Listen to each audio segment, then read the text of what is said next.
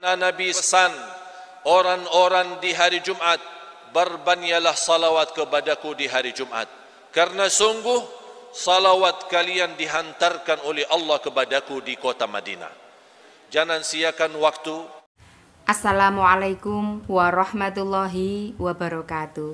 Allahumma sholli ala Sayyidina Muhammad wa ala ali Sayyidina Muhammad. Pada kesempatan kali ini, marilah kita dengarkan bersama ceramah dari guru kita, Syekh Ali Jaber, tentang cara cepat hajat terkabul. Untuk lebih jelasnya, mari kita simak bersama tayangan berikut ini. Mengingatkan satu amalan yang telah diperintahkan oleh Allah, yang diperintahkan oleh Rasulullah sallallahu alaihi wasallam. Dengan amalan itu kita boleh mendapatkan banyak manfaat, banyak rahasia, banyak guna, banyak kebahagiaan. Amalan itu adalah doa. Doa yang menjadi senjata bagi orang mukmin. Doa adalah berbicaraan kita bersama Allah. Doa tambat menadu kita kepada Allah. Doa tambat untuk menyelesaikan segala masalah kita. Kun fayakun. Dengan doa Allah subhanahu wa ta'ala selesaikan dan kabulkan hajat kita.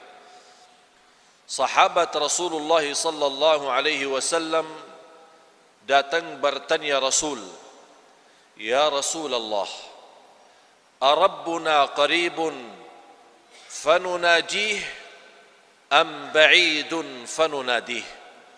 Apakah Allah dekat cukup kita bermunajat, atau Allah jauh mesti kita panggil? Nabi Muhammad sallallahu alaihi wasallam menerima soalan dari sahabat, tidak menjawab. Turun malaikat Jibril membawa wahyu.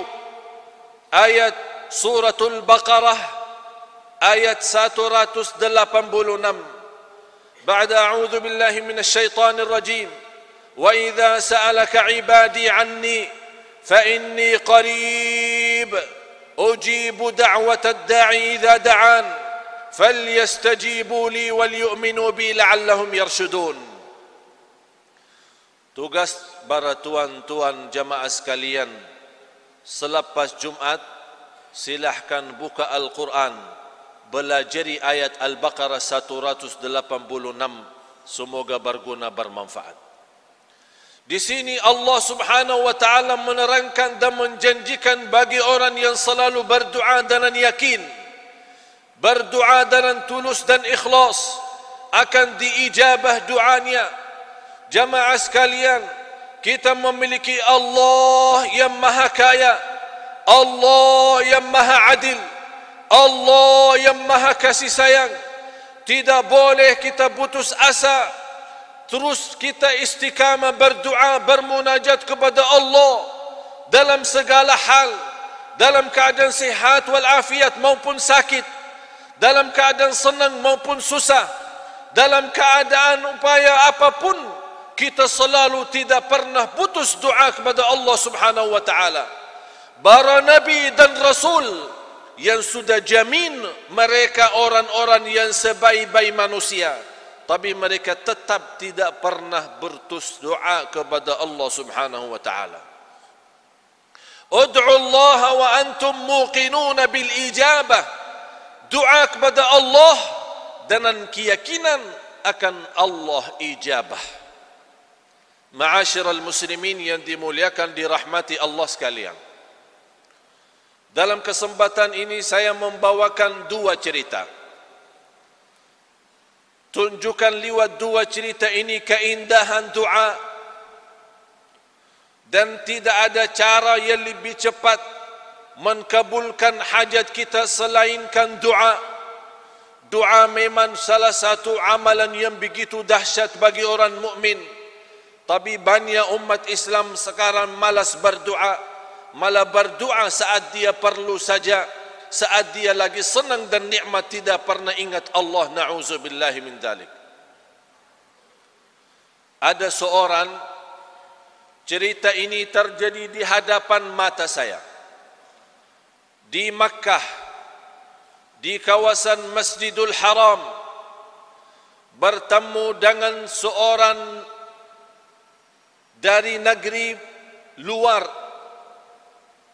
Orang-orang itu sudah tua dan sakit, dan nampaknya orang juga buta, membawakan anaknya ke Masjidil Haram untuk berumrah.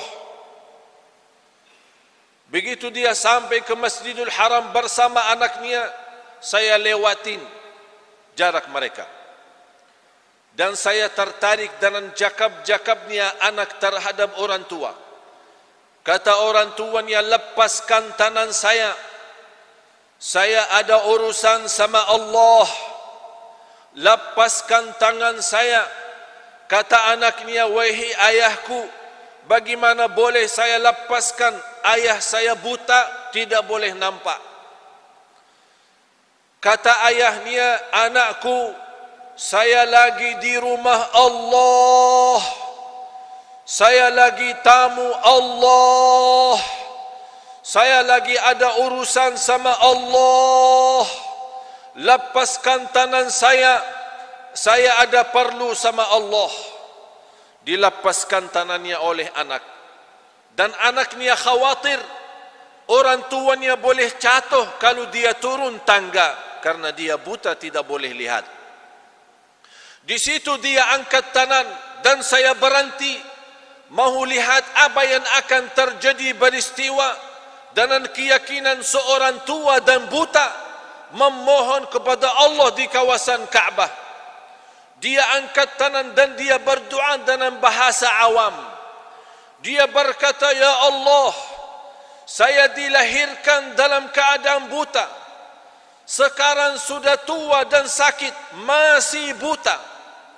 Ya Allah, pertama kali saya datang sebagai tamumu ya Allah, datang ke rumahmu ya Allah. Saya punya keinginan dan harapan, walaupun satu kali saja saya ingin nampak Ka'bahmu. Saya ingin melihat Ka'bah ya Allah. Umur saya 60 tahun, hanya mendengar cerita keindahan Ka'bah, tapi belum pernah saya nampak dengan mata saya sendiri.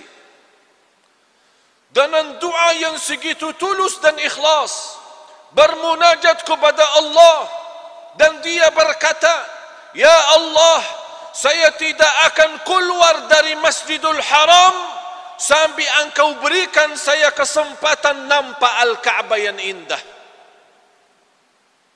Begitu orangnya serius dalam doa, yakin sungguh-sungguh dalam doa, bukan main-main, karena dia bermunajat kepada Allah yang maha segala-galanya. Semuanya di tangan Allah, mata pun makhluk Allah. Belum orangnya turunkan tangannya di hadapan mata saya, langsung dia berteriak, Allahu Akbar, Allahu Akbar, Allahu Akbar. Sungguh Al-Ka'bah itu indah. Sungguh Al-Ka'bah itu indah. Sungguh Al-Ka'bah itu indah. Dan lagi kembalikan angkat tangannya berdoa dan bersyukur kepada Allah. 60 tahun dilahirkan dalam keadaan buta, dengan doa yang tulus dan ikhlas, Allah kabulkan doanya, dan dia boleh nampak Al-Ka'bah dengan mata sendiri. Subhanallah.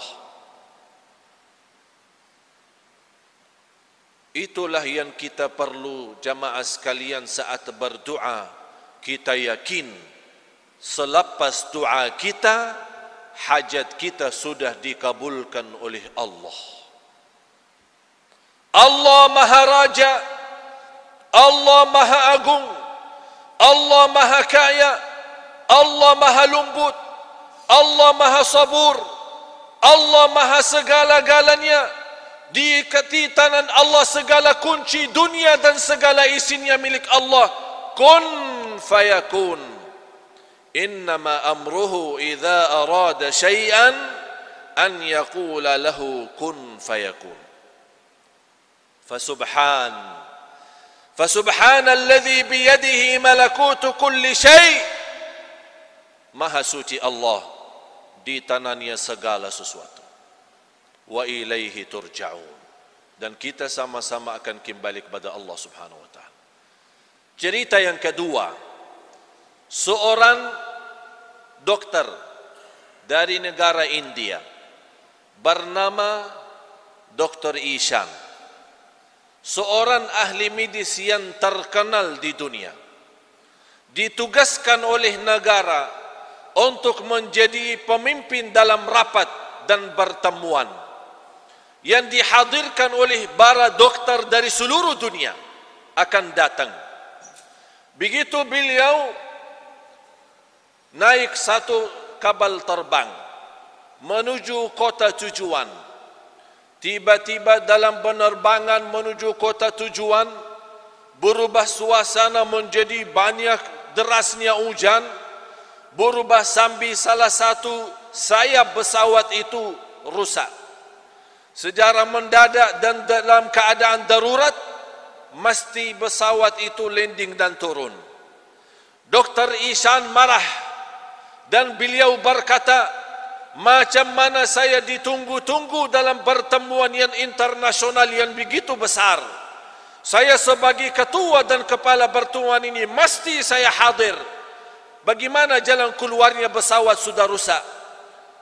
Kata orang di airport, daripada marah sama kami, silahkan Dr. Ishan ambil satu kereta, sewa satu kereta, karena kota tujuan sangat dekat dengan airport ini, hanya perjalanan 3 jam. Dibawa oleh Dr. Ishan, sewa satu kereta, kemudian berjalan menuju kota tujuan. Di dalam perjalanan, Allah Subhanahu wa taala menjadikan suasana hujan yang begitu dahsyat sampai dia kaget dan takut, terpaksa keluar dari jalan besar menuju jalan kampung. Tersesat di dalam perjalanan, dia merasa sudah salah jalan, mau kemana lagi? Dia mencari tempat istirahat, bertemu di pinggir jalan sebuah rumah. Satu rumah nampaknya rumah orang miskin. Dia berhenti dan dia tutup pintu dan minta izin sama tuan rumah boleh masuk. Dibukakan pintu seorang ibu yang sudah tua dan sakit. Kata ibu, silahkan, sepertinya orang kamu ini orang jauh, silahkan masuk, silahkan minum dan makan. Orang Dr. Ishan masuk, kemudian dia beristirahat dan dia berfikir macam mana boleh untuk melanjut perjalanan. Sambil dia makan dan minum, dia nampak seorang ibu lagi salat, lagi berdoa. Setiap dia berdoa sebentar, nampak di samping anak itu ada seorang anak kecil. Setiap doa sebentar, dia gerakkan anak, tapi tidak ada respon. Doa lagi, gerakkan anak, tidak jawab. Doa lagi, gerakkan anak sampai 3 kali, tidak bergerak sama sekali anak itu. Begitu dia lepas doa, Dr. Ishan memanggil, maaf wahai ibu, ini anak siapa? Saya terharu dengan doa ibu. Begitu doanya ikhlas luar biasa. Kenapa anak itu? Macam mana keadaan? Kata ibu, ini cucu saya. Orang tuanya dua-duanya baru meninggal. Dari sejak dilahirkan dalam keadaan sakit lumpuh, tidak boleh bergerak. Saya tidak tahu apakah dia hidup atau mati. Saya memanggil seorang dokter di kampung diperiksa. Selepas periksa oleh doktor, dia berkata anak itu masih hidup. Tapi saya tidak boleh membagi obat karena saya bukan ahli. Kata ibu, macam mana saya boleh berobat untuk cucu saya? Kata doktor di kampung, ada seorang terkenal, satu orang dia punya keahlian untuk anak-anak itu. Hanya satu orang yang boleh bantu. tapi orang itu tinggal di kota jauh. Kata ibu, saya orang miskin, macam mana saya boleh jauh-jauh mencari dokter itu? Kata dokter itu, yang saya boleh bantu, tunggulah ada kesempatan bertemu dengan dokter Ishan itu. Apa kata ibu? Begitu ibu menceritakan, dokter kampung berkata, satu dokter yang boleh bantu namanya dokter Ishan, karena dia orang ahli untuk berobatan anak-anak. Begitu ibu menceritakan ke dokter Ishan kaget, dan dia bertakbir, dan dia berkata, ibu, saya dokter Ishan. Allah sengaja merusakkan pesawat supaya tidak boleh jauh-jauh. Allah menjadikan saya tersesat di jalan untuk menijabah doa ibu yang miskin. Allah datangkan dokter Ishan ke tempat ibu yang punya hajat, karena dia doa dengan ikhlas dan tulus. Itulah Allah. Kata dokter Ishan, demi Allah, baru kali ini saya yakin Allah punya macam cara untuk mengkabulkan. Saya ingatkan jamaah sekalian, ini hari Jumat, berbanyak salawat. Ini hari Jumat, berbanyak salawat kepada Nabi, karena Nabi sendiri pesan, orang-orang di hari Jumat, berbanyaklah salawat kepadaku di hari Jumat, karena sungguh salawat kalian dihantarkan oleh Allah kepadaku di kota Madinah. Oleh karena itu, jangan siakan waktu, berbanyak salawat, karena dengan salawat kepada Nabi kita, kita jamin dapat syafaat. Dengan salawat kepada Nabi kita, kita mendapatkan kemuliaan. Dengan salawat kepada Nabi kita, kita mendapatkan ampunan dosa. Dengan salawat kepada Nabi kita, kita mendapatkan segala kemudahan. Dengan salawat kepada Nabi kita, kita mendapatkan dikabulkan segala hajat kita. Imam Ibnul Qayyim rahimahullah menjelaskan 40 macam untun dan faedah daripada salawat kepada Nabi. 40 macam faedah dan untung daripada salawat Nabi. Intinya, yang termulia di antara manfaat daripada salawat Nabi, Allah sendiri membalas salawat kepada kita. Barang siapa yang satu kali salawat kepada Nabi, akan Allah balas salawat 10 kali. Itu yang teragung dan yang termulia. Oleh karena itu, jangan kita orang menjadi kikir dan pelit. Orang yang bersalawat 1 kali, akan Allah balas 10 kali.